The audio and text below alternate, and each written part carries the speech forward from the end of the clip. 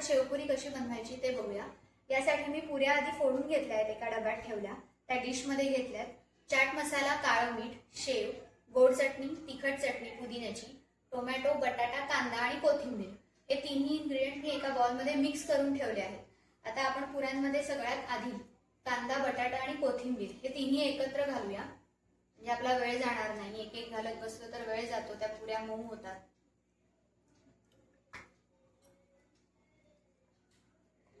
सगळ्या पुऱ्यांमध्ये हे घालूया। हा पहिला सिक्वेन्स आहे, म्हणजे पुरीमध्ये आपण आधी कांदा, बटाटा, टोमॅटो आणि कोथिंबीर या गोष्टी घालूया। जर कोथिंबीर शेवटी घातली तर ती नुसती तोंडात कोथिंबीरची चव येते, त्याच्यामुळे हे आपण आधी घातलं। त्याच्यानंतर नेक्स्ट आपण चटण्या घालूया। पुदिन्याची चटणी,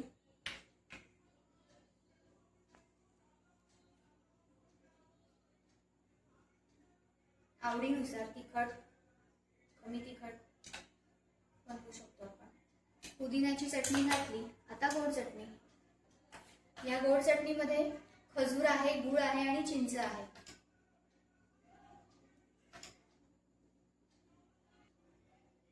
या चटण्या मी याच्यात घातल्या या पुऱ्यांमध्ये। त्याच्यानंतर आपण शेव घालूया आणि सगळ्यात महत्त्वाची टिप मी तुम्हाला शेवटी देणार आहे, ज्याच्यामुळे आपली शेवपुरी टेस्टी होईल।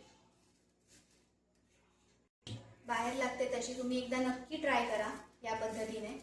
आता मी शेव घातली आहे, सगळं गार्निशिंग वगैरे झालंय। आता मी वरून हा चाट मसाला घालणार आहे, जस्ट फक्त स्प्रिंकल करायचा आहे,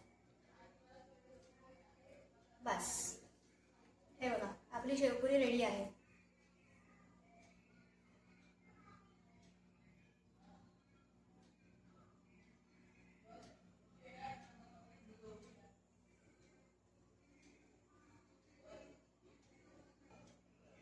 तुम्हाला जर माझी रेसिपी आवडली असेल तर चॅनलला सबस्क्राईब नक्की करा, लाईक, शेअर आणि कमेंट करा। थँक्यू।